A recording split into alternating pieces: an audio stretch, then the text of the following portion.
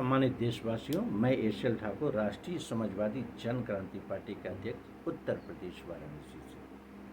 आज इस वीडियो के माध्यम से मैं आप सभी का हार्दिक स्वागत और अभिनंदन करते हुए मैं अपनी अभिव्यक्ति को शेयर करूंगा कि आज पूरे देश के अंदर कमोवेश मैं कहूँ तो 78 साल आज़ादी के बाद में हमें वो सुधार देखने को नहीं मिल रहा है जिस सुधार के देखने की ज़रूरत है।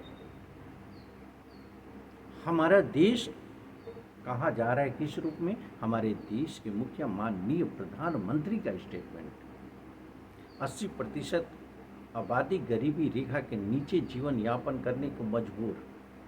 सवाल ये उठता है, इसके लिए जिम्मेदार कौन? आज यह सच्चाई है, मुझे कहने में जरा सा गुरेज नहीं है कि शिक्षा का स्तर निचले पावदान पर लगभग 95% आबादी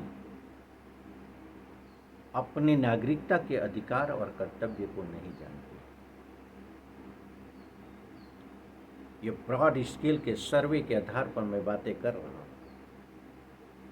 आपको भी समीक्षा करने की जरूरत है, अपने मोहल्ले की, अपने गांव की, अपने शहरों की, अपने प्रदेश की। पुख्ता आधार आपको मिलेंगे। 99% लगभग आबादी ऐसी है जो कि संविधान के विषय में नहीं जानती, फंडामेंटल के राइट के विषय में नहीं जानती। हमारा मौलिक अधिकार क्या है? मौलिक अधिकार के संरक्षण के लिए कानून बना है। कानून की धाराएं उपधाराएं कहाँ लागू होती है? हम अपने हितों को संरक्षित कैसे कर सकते हैं? 99% लोग इस पर चर्चा करने को तैयार नहीं है। न होने के पीछे लॉजिक क्या है? कहीं न कहीं से वीकनेस है। हम नहीं जानते अपने हितों के रक्षा की पहल करने। हम शासन के तौर पर, प्रशासन के तौर पर, न्याय प्रणाली के तौर पर आवाज कैसे उठाएंगे?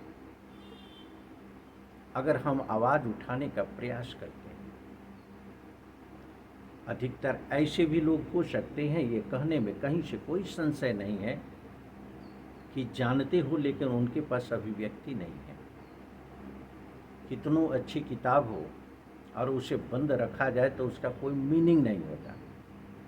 संदूक में अच्छी किताबों को बंद करके रख दिया जाए तो उसका कोई मीनिंग नहीं होता। अगर आपके पास अपडेशन है, उसका प्रदर्शन नहीं है, तो उस समय जानकारी, उस अपडेशन का कोई मीनिंग नहीं रह जाता। आज हमारा देश का नागरिक ये नहीं जानता है कौन सी ऐसी संस्था है जहाँ पर के अधिकारों का दुरुपयोग नहीं होता।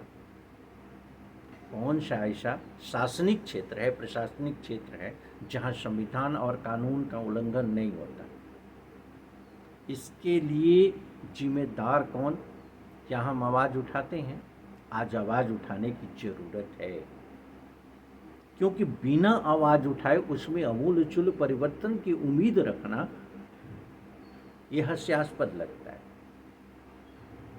कारण कि आज वर्षों से ये देख रहा है व्यक्ति। 78 साल लगभग आज़ादी के हो गए। आज हमारी स्थिति क्या है? जैसा कि मैंने आपसे बताया, आज स्थिति ये है कि कोई भी ऐसा शासनिक क्षेत्र नहीं है जहाँ पर अगर मैं देखूं तो अधिकारों का दुरुपयोग नहीं होता।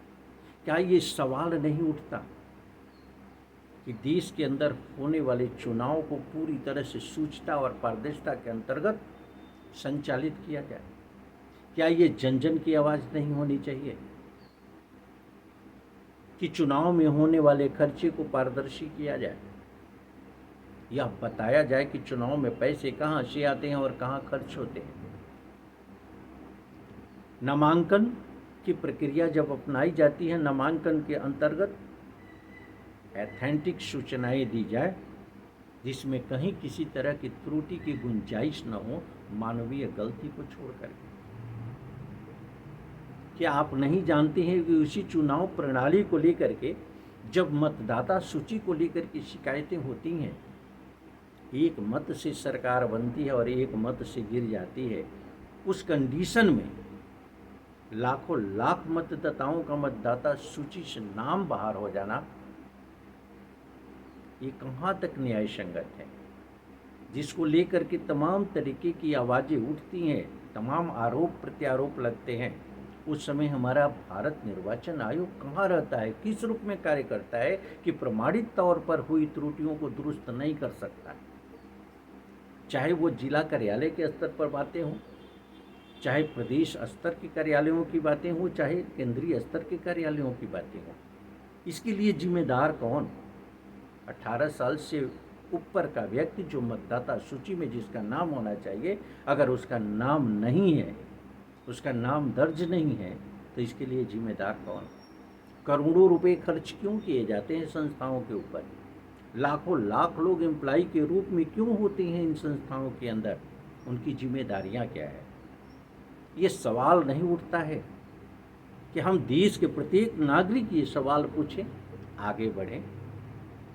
निश्चित रूप से जब तक आपके अंदर चेतना नहीं होगी, आपके अंदर सोचने समझने की क्षमता विकसित नहीं होगी, तब तक जाति और धर्म की राजनीति, क्षेत्रवाद और भाषा की राजनीति आपके ऊपर हावी रहेगी। आपको कुंठित मानसिकता के दायरे के अंतर्गत, शैक्षणिक सोच के अंतर्गत सोचने के लिए प्रिपरेशन होने का मौका नहीं मिलेगा। आर्थिक नीतियों पर सोचने का प्रिपरेशन आपके करने का मौका नहीं मिलेगा। आप नहीं सोच पाएंगे शासनिक व्यवस्था में कमियां कहाँ हैं, प्रशासनिक व्यवस्था में कमियां कहाँ हैं, न्यायिक स्तर पर कमियां कहाँ हैं। जनहित के मामले का गला घोंट दिया जाता है। जनहित में होने वाले प्रयास को सिरे से खारिज कर दिया जाता है, जो कि दुष्परिणाम के रूप में दिखता है शैक्षणिक स्तर पर गिरावट के रूप में, आर्थिक स्तर में गिरावट के रूप में, अनियंत्रित महंगाई के रूप में, असमानता के रूप में, सामाजिक असमानता के रूप में, राजनैतिक असमानता के रूप में, नफरत के शिकार सभी लोग होते हैं। इसके लिए जिम्मेदार कौन? इसके लिए जिम्मेदार कहीं ना कहीं से हमारी सोच भी है, जिससे कि 95% लोगों की सोच कमज़ोर पड़ती है। अब 5% ऐसे जागरूक लोग हैं जो पूरे समाज के अंगुलियों करना चाहते हैं, और वो बिल्कुल अपवाद को छोड़ करके सही नहीं है। वो संविधान का उल्लंघन करते हैं, कानून का उल्लंघन करते हैं, अधिकारों का दुरुपयोग करते हैं, धन बल का इस्तेमाल करते हैं, बाहुबल का इस्तेमाल करते हैं, जबकि उन्हें कोई अधिकार नहीं है समता और समानता के अंतर्गत। कानून हमें समानता का अधिकार देता है, इसको इग्नोर नहीं किया जा सकता। संविधान हमारे मौलिक अधिकार के अंतर्गत हमारे जीवन को संरक्षित करता है, कानून उसका अनुपालन करता है। शासन और प्रशासन की, न्याय प्रणाली की पूरी तरह से संरक्षण की जिम्मेदारी है। फिर भय किस बात की? अगर इसका उल्लंघन करता है कोई भी सक्षम व्यक्ति, कोई भी देश का नागरिक, तो पनिशमेंट का प्रोविजन है। आइए हम सच्चाई को लेकर के अपनी आवाज़ को प्रबलता देते हैं, बेहतर सामाजिक संरचना को लेकर के। राष्ट्रीय समाजवादी जनक्रांति पार्टी के मिशन के साथ जागरूक नागरिक अपने हक के लिए आवाज़ उठाता है, डरता नहीं। जागरूक नागरिक इनकलाब की आवाज़ को प्रबल बनाता है, उसे रोकता नहीं। जागरूक नागरिक नफरत के उन सारे प्रयासों को धत्ता बता देता है जो जाति और धर्म, क्षेत्रवाद, भाषा के आधार पर मानवीय मूल्यों की शोषण की प्रक्रिया है। आप सभी से मेरा अपील है, गंभीरता से चिंतन करें और अच्छे लोगों को प्रमोट करिए। ग्राम प्रधान से लेकर के सांसद तक यही अपील आप सभी से। धन्यवाद।